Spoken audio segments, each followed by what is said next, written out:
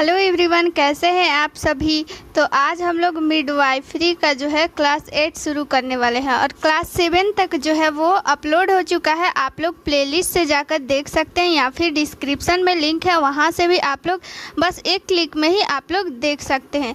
आप लोगों को पता ही है कि बीटीएससी एएनएम के लिए मिडवाइफरी जो क्लास जो है कितना इम्पॉर्टेंट है, क्योंकि सबसे ज़्यादा क्वेश्चन जो है मिडवाइफरी से ही क्वेश्चन पूछा जाता है।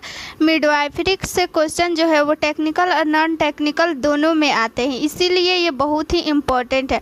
और ये स्पेशली ये क्लास जो है प्रीवियस ईयर ही है, तो इसीलिए प्रीवियस ईयर क्वेश्चन है, तो आप लोग जो है अच्छा से इसको रट लीजिए, क्योंकि इससे जो है 100% चांस है कि इससे क्वेश्चन आएगा, इसीलिए आप लोग इसको मिस मत कीजिए। चलिए क्लास को स्टार्ट करते हैं। क्लास को स्टार्ट करने से पहले आप लोगों को एक ज़रूरी इन्फॉर्मेशन है वो बता देते हैं कि फास्ट इन्फॉर्मेशन चैनल पे जो है वो सफलता का बैच जो है वो स्टार्ट हो चुका है। वो सफलता का बैच जो है वो एएनएम के लिए है, बीटीएससी एएनएम के लिए है, जिसमें आप लोगों को एएनएम का ऑल सब्जेक्ट यानी फर्स्ट ईयर सेकेंड ईयर दोनों का मिलाकर 6 सब्जेक्ट मैथ पढ़ाया जाएगा, जीके जीएस पढ़ाया जाएगा और रीजनिंग पढ़ाया जाएगा, यानी कि जितना सिलेबस है बीटीएससी का आप लोगों को सारा पढ़ाया जाएगा। तो आप लोगों को अगर ये बैच परचेज करना है तो ये नंबर जो है चंदन सर का है, ये आप लोग जो है इस पर आप लोग व्हाट्सअप कर सकते हैं या फिर कॉल करके पूछ सकते हैं। और ये जो है ऐप का लोगो है, इसको आप लोग प्ले स्टोर से डाउनलोड कर लीजिए और वहाँ से भी आप लोग परचेज कर सकते हैं। अगर आप लोग को कुछ भी समझ में नहीं आ रहा है तो इस नंबर पर कॉल कर लीजिए और आप लोगों का कोर्स जो है वो एक्टिव कर दिया जाएगा। ये क्वेश्चन नंबर फर्स्ट बहुत ही इम्पोर्टेंट है, इसको आप लोग याद कर लीजिएगा। हार्मोन रिलीजिंग अंतर्गर्भाशयी उपकरण का चयन कीजिए, यानी कि कौन सा इसमें से जो है अंतर्गर्भाशयी जो है उपकरण यानी कि आईयूसीडी इसको बोलते हैं इंग्लिश में आईयूसीडी। कौन सा आईयूसीडी जो है ये उपकरण है इंट्रायूटेराइन कंट्रासेप्टिव डिवाइस, इसका फुल फॉर्म होता है, फुल फॉर्म भी पूछ लेता है, इसके लिए आप लोग याद कर लीजिएगा इंट्रायूटेराइन कंट्रासेप्टिव डिवाइस। तो उसी में जो है ये आईयूसीडी जो है 2 प्रकार का होता है, तो वही एक हार्मोनल होता है, एक नॉन हार्मोनल होता है। तो इसी में का टाइप ये पूछ रहा है कि कौन सा जो है वो हार्मोनल रिलीजिंग अंतर्गर्भाशयी उपकरण है। तो ऑप्शन नंबर फर्स्ट है वाल्ट LNG-20 और मल्टीलोड 375 प्रोजेस्टोर्स। और फिर आप लोग LNG-20 दिया हुआ है, उपरोक्त में से एक से अधिक या फिर उपरोक्त में से कोई नहीं। ये देखिए प्रीवियस ईयर क्वेश्चन है, आप लोग इसको रट लीजिए, ये क्वेश्चन पूछा हुआ है और ये बहुत ही इम्पोर्टेंट है, पूछ भी सकता है। तो इसका राइट आंसर क्या होगा? ऑप्शन नंबर 3 जो है इसका राइट आंसर होगा प्रोजेस्टेरस। LNG-20 जो है इसका राइट आंसर हो जाएगा। तो चलिए इसको हम लोग जो है इसको डिटेल में पढ़ लेते हैं। देखिए सबसे पहले क्या कहता है कि आईयूसीडी जो है वो किस लिए यूज किया जाता है। अवांछित गर्भ को रोकने के लिए गर्भ निरोधक विधियाँ उपयोग किया जाता है। आईयूसीडी जो है वो आप लोगों को पता है कि वो जो है गर्भ जो है रोकने के लिए एक जो है विधि है, तो वही बोल रहा है कि एक जो है ये विधि है। सबसे प्रभावी गर्भ निरोधक विधि अंतर्गर्भाशयी उपकरण IUDs होता है। इन्हें योनि के माध्यम से गर्भाशय में डाला जाता है। ये विधियाँ आसानी से उपलब्ध, प्रभावी और उपयोगकर्ता के अनुकूल होनी चाहिए और इनका लगभग कोई दुष्प्रभाव नहीं होना चाहिए। देखिए आईयूसीडी का जो है ये शर्त है, ये भी क्वेश्चन में पूछता है कि आखिर जो है आईयूसीडी का जो है इसमें से कौन सा जो है शर्त होना चाहिए कि वो आईयूसीडी कहलाएगा। तो इसमें से जो है वो जो है सबसे जो है उपयोगकर्ता के यानी कि जो भी उसको लगवा रहा है आईयूसीडी उसके जो है अनुकूल होना चाहिए और इसका कोई भी दुष्प्रभाव जो है लगभग में नहीं होना चाहिए। देखिए हर चीज़ का कुछ ना कुछ जो है वो दुष्प्रभाव होता है, यानी दुष्प्रभाव मतलब इंग्लिश में बोले तो साइड इफ़ेक्ट। तो किसी का कम होता है, किसी का ज़्यादा होता है, लेकिन आईयूसीडी का बात करें तो इसका जो है सबसे कम दुष्प्रभाव रहता है, इसीलिए ये बहुत ज़्यादा ही लोगों में फेमस हुआ है। देखिए डीएस के विभिन्न प्रकार होते हैं, जैसे non medical IUD, Lippes loop, copper releasing IUD, और जो है इसका हार्मोनल रिलीजिंग भी दिया हुआ है। कॉपर रिलीजिंग का उपयोग देखिए क्या हुआ है, शुक्राणु की गतिशीलता और शुक्राणु की निषेचन क्षमता को दबाने के लिए किया जाता है। कॉपर रिलीजिंग ये भी एक प्रकार का आईयूसीडी होता है जो कि कॉपर का बना हुआ होता है। और हार्मोनल अगर रिलीजिंग आईयूसीडी का बात करें तो इसका एग्जाम्पल हो गया LNG-20 और प्रोजेस्टेरिन जैसे हार्मोन का कृत्रिम रूप होता है। ये आईयूसीडी गर्भाशय को अंतरोपण के लिए उपयुक्त बनाते हैं और गर्भाशय ग्रीवा के शुक्राणु के लिए प्रतिकूल बनाते हैं। इसका ये सब जो है ये व्याख्या हो गया।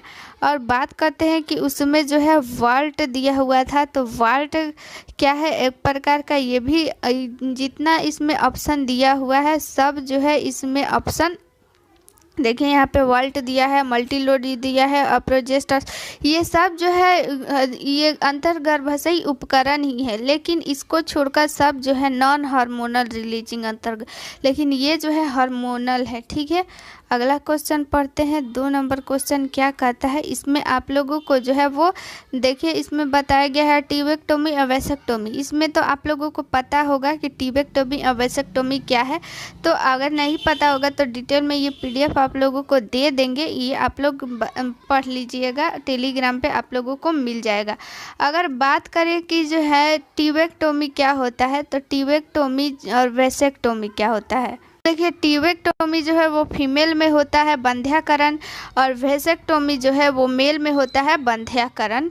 तो देखिए अगला क्वेश्चन पढ़ लेते हैं, क्या कहता है, जन्म दर को नियंत्रित करने की एक विधि है STF, IUD और गिफ्ट है IVF ET है। तो इसका आंसर आप लोगों को पता ही चल गया होगा, IUD होगा इसका जो है राइट आंसर, क्योंकि ये जो है किस लिए उपयोग किया जाता है, ताकि ये जो गर्भधारण इसको रोक सके, इसीलिए जो है इसका यूज किया जाता है। लेकिन गिफ्ट है और IVF इस सब से जो है जन्म जो है दिया जाता है, न कि जन्म को ये रोकता है। तो देखिए IUCD के बारे में हम लोग डिटेल में पढ़ लेते हैं। IUD का अर्थ होता है अंतर्गर्भाशयी उपकरण, जो जन्म नियंत्रण की एक विधि है जिसमें गर्भाशय में एक छोटा T आकार का उपकरण सम्मिलित करना शामिल है। आप लोग IUCD देखे होंगे, तो ये एक ऐसा आकार का बना होता है जो कि कॉपर का यहाँ पे बना होता है। तो ये हो गया IUCD। ठीक है, IUCD जो है इसमें बता रहा है कि 2 प्रकार का होता है, एक हार्मोनल, एक नॉन हार्मोनल। यानी हार्मोनल वाला से जो है हार्मोन उत्पन्न होगा और नॉन हार्मोनल से हार्मोन उत्पन्न नहीं होगा। हार्मोनल IUCD थोड़ी मात्रा में प्रोजेलेटिन हार्मोन स्रावित करता है, और जो है नॉन हार्मोनल जो होता है IUCD तांबे के बने होते हैं और एक ऐसा वातावरण बनाता है जो शुक्राणु के लिए जहरीला होता है। और HTF का बात करें कि HTF का फुल फॉर्म देखिए पूछ लेता है, तो ह्यूमन ट्यूबल फ्लूइड, इसका क्या हो जाएगा, HTF का full form human tubal fluid, जो एक तरल पदार्थ है जिसका उपयोग जो है विट्रो फर्टिलाइजेशन में अंडे और शुक्राणु को पोषक प्रदान करने के लिए किया जाता है। यह जन्म नियंत्रण की विधि नहीं है, बल्कि ये जन्म देने की विधि है। और गिफ्ट की बात करें तो गिफ्ट भी एक जन्म जो है देने की ही एक प्रणाली है। तो ये सब जो है गिफ्ट और ये सब कुछ इसका आंसर नहीं होगा। देखिए 3 नंबर क्वेश्चन पढ़ते हैं, सामान्य पुरुष में निम्नलिखित क्रोमोजोम में किसमें बेमेल युग्म है। देखिए क्रोमोजोम संख्या 21, क्रोमोजोम संख्या गुणसूत्र संख्या क्रोमोजोम को बोलते हैं 18, X गुणसूत्र और गुणसूत्र संख्या 13। तो इसका राइट आंसर हो जाएगा X गुणसूत्र। यानी कि बेमेल क्या होता है, X गुणसूत्र, यानी कि पुरुष में X और Y का बेमेल गुणसूत्र होता है। अगर फीमेल में बात करें यानी महिला में बात करें तो X और X का जो है मेल गुणसूत्र होता है। यानी मेल मतलब कि क्या, मतलब ये बेमेल हो गया और वो मेल हो गया, यानी कि सेम हो गया, इसी को बोला जा रहा है। ठीक है, अगला क्वेश्चन 4 नंबर क्या कहता है, मानव शरीर में कितने गुणसूत्र होते लेते हैं 40, 42, 36, 46। इसका आप लोग सभी लोग कमेंट में आंसर दीजिए क्या होगा। इसका राइट आंसर हो जाएगा 46 यानी 46। अगर ये पेयर में दिया रहता है यानी जोड़ा में रहता तो यहाँ पे कितना जोड़ा हो जाता है, यानी कि 23 जोड़ा यहाँ पे राइट आंसर हो जाता। कभी कभी जोड़ा में भी दे देता है, तो इसको आप लोग याद रखिएगा कि ये जो है जोड़ा में पूछ रहा है कि ऐसे पूछ रहा है। देखिए अगला क्वेश्चन क्या कहता है, मासिक धर्म प्रवाह लगभग डैश तक रहता है और मासिक चक्र को समाप्त करता है। 2 से 7 दिन, 10 से 12 दिन, 15 से 20 दिन, 20 से 24 दिन। यानी बोल रहा है कि मासिक धर्म जो है वो कितना दिन तक रहता। इसका आप लोग सभी लोग आंसर दीजिए। सभी लोग को ये पता है, कमेंट में आंसर बताइए। देखिए इसका राइट आंसर हो जाएगा 2 से 7 दिन। इसका राइट आंसर हो जाएगा, ठीक है, 2 से 7 दिन तक रहता है। अगला क्वेश्चन देख लेते हैं कि क्या है, निषेचित। देखिए ये जो है क्वेश्चन हम पढ़ाए हुए हैं और बोले हुए हैं कि बहुत ही इम्पोर्टेंट क्वेश्चन है। ये क्वेश्चन हम बार बार बोलते हैं कि पूछा जाता है और ये पूछेगा, आप लोग याद कर लीजिएगा, ठीक है। निषेचित अंडा युग्मनज यानी कि जाइगोट डैश में प्रत्यारोपित हो जाता है। देखिए यहाँ पे क्या बोल रहा है, प्रत्यारोपित होता कहाँ है ये पूछ रहा है। तो इसका आप लोग ऑप्शन पढ़ लीजिए पहले। ऑप्शन फर्स्ट है गर्भाशय ग्रीवा, अंडाशय, योनि, गर्भाशय। तो देखिए ये हो गया, ये हम लोगों का ये अंडाशय हो गया, ये यहाँ पे, और ये हो गया यूट्रस, और यहाँ पे एक अंडाशय हो गया, ये यहाँ एक यहाँ अंडाशय और एक यहाँ अंडाशय। यहाँ पे हो गया फैलोपियन ट्यूब और ये हो गया फैलोपियन ट्यूब। लेकिन फैलोपियन ट्यूब में क्या होता है, यहाँ पे जो है एग और स्पर्म आकर मिलते हैं और ये जो है 1 से 2 मतलब 7 से 10 दिन यहाँ रहते हैं मिलने के बाद। उसके बाद से 7 से 10 दिन के बाद यहाँ पे आप लोगों को यहाँ पे यूट्रस में आकर यहाँ पे मिल जाते हैं, यानी प्रत्यारोपित हो जाते हैं। तो यहाँ पे राइट आंसर क्या हो जाएगा, यहाँ गर्भाशय राइट आंसर हो जाएगा। अगला क्वेश्चन देखते हैं कि देखिए यहाँ पे एक फिगर दिया हुआ है। फिगर के माध्यम से आप लोगों को बता देते हैं कि ये जो है ये ओवरी हो गए हैं यानी अंडाशय हो गया। एक फीमेल में जो है 2 अंडाशय होता है यानी एक पेयर यानी एक जोड़ा जो है वो अंडाशय हो गया, और ये हो गया फैलोपियन ट्यूब हो गया, और ये हो गया यूट्रस हो गया, ठीक है। यहाँ पे आप लोगों का जो है संलयन होता है। अगर वहाँ दिया रहता संलयन तो यहाँ फैलोपियन ट्यूब आंसर हो जाता, लेकिन बोल रहा है प्रत्यापित होता है, तो यहाँ जो है यूट्रस में जो है वो जाइगोट जो है प्रत्यारोपित हो जाता है। देखिए गर्भाशय ग्रीवा का यहाँ पे कार्य दिया हुआ है। गर्भाशय ग्रीवा का कार्य क्या है, यह एक संकीर्ण ट्यूब है जो योनि को गर्भाशय से जोड़ती है। अंडाशय ये प्राथमिक महिला यौन अंग है और ये महिला युग्मनज और डिंब ग्रंथि हार्मोन उत्पन्न करते हैं, यानी अंडाशय से ही जो है वो जो है हार्मोन उत्पन्न होता है। डिंब ग्रंथि मतलब कि वो अंडाशय को ही बोल रहा है। जब मेंस्ट्रुअल साइकिल होता है उस समय जो है एस्ट्रोजन और प्रोजेस्टेरोन जो भी हार्मोन रिलीज होता है वो अंडाशय से ही रिलीज होता है। ये चीज़ भी आप लोग याद रखिएगा। तो देखिए आप लोगों के सामने फिर से एक नया क्वेश्चन आया है और इस क्वेश्चन का आप लोग आंसर दिए। एड्स का पता लगाने के लिए किस तकनीक का उपयोग किया जाता है, आप लोग इसका जो है पढ़िए ऑप्शन और आंसर दीजिए। देखिए north blot ELISA, immuno blot ELISA, western blot ELISA और सदर्न ब्लोट एलिजा। तो इसका राइट आंसर हो जाएगा वेस्टर्न ब्लोट एलिजा, यानी इसी के ये जो है एक प्रकार का टेस्ट है। इस टेस्ट से पता चलता है कि जो है जो भी पेशेंट है वो एड्स का जो है उसका पॉजिटिव है वो कि निगेटिव है, यानी कि इससे जो है एड्स का पता लगाया जाता है कि उसको एड्स है कि नहीं, वेस्टर्न ब्लोट और एलिजा दोनों से, ठीक है। देखिए आप लोगों को पढ़ के सुना देते हैं। एलिजा परीक्षण, एलिजा जो एंजाइम लिंक इम्यूनोसॉर्बेट परीक्षण के लिए का उपयोग HIV संक्रमण का पता लगाने के लिए किया जाता है।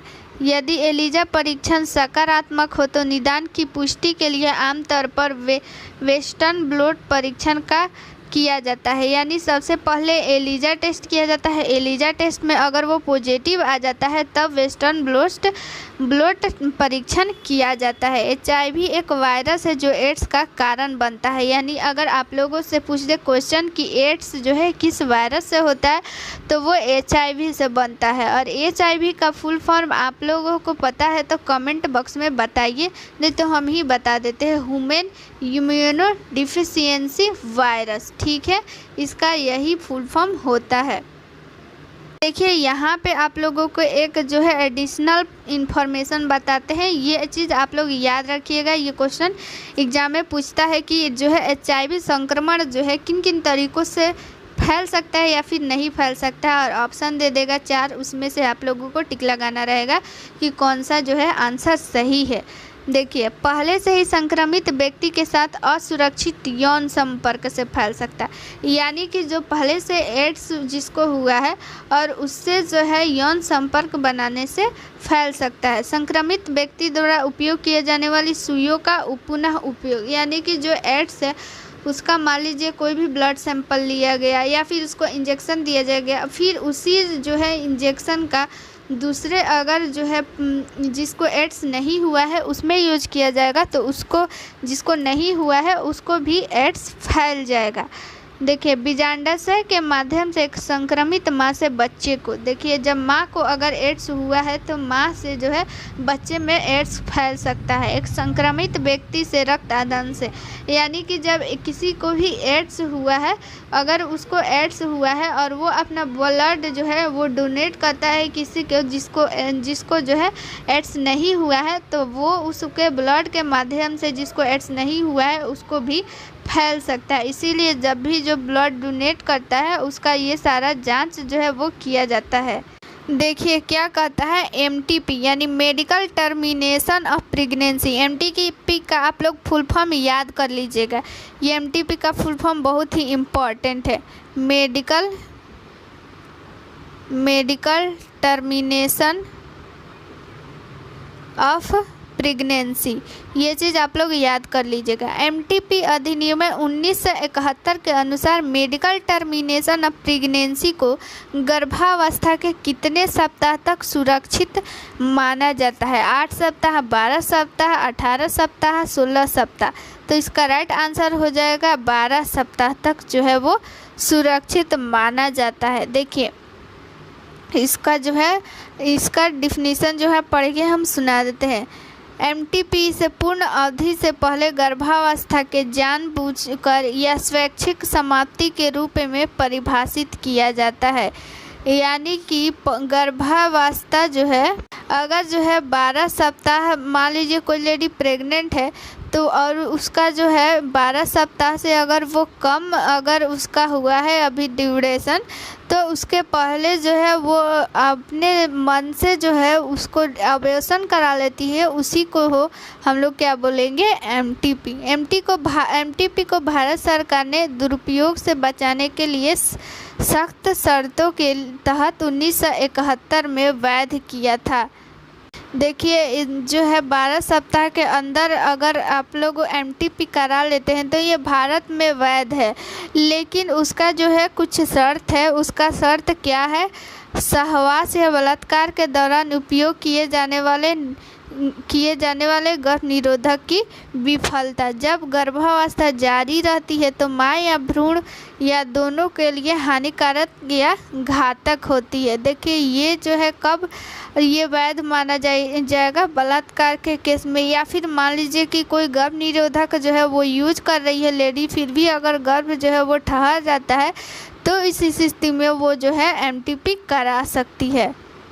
अगला क्वेश्चन देखते हैं। गर्भ निरोधक की विधि जो यौन संचारित रोगों के संचरण को रोकने में मदद करती है वह है, यानी कि गर्भ निरोधक की वैसी विधि बताना है जो यौन संचारित रोगों के संचरण को रोकने में भी मदद करती है। कंडोम, सर्जरी और ओरल जो है गोली जो खाया जाता है, इनमें से कोई नहीं। तो इसका राइट आंसर हो जाएगा कंडोम।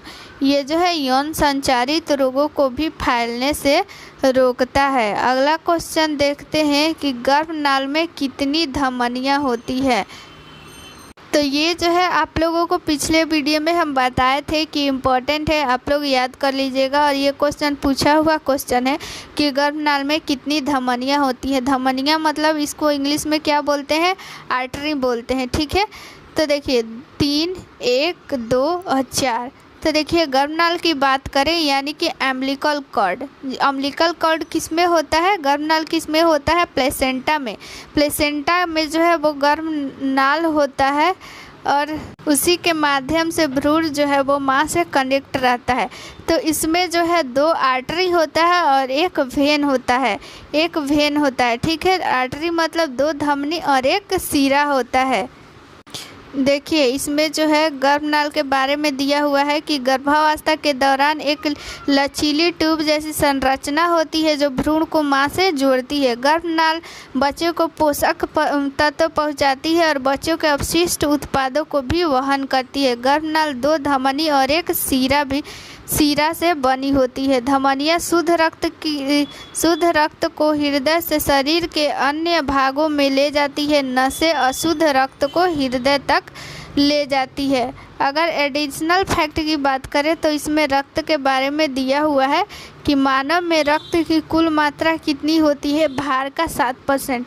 यानी कि मानव का वेट जितना भी है 70 kg है तो इसका 7% जो है वो टोटल उसका रक्त हो जाएगा, ठीक है।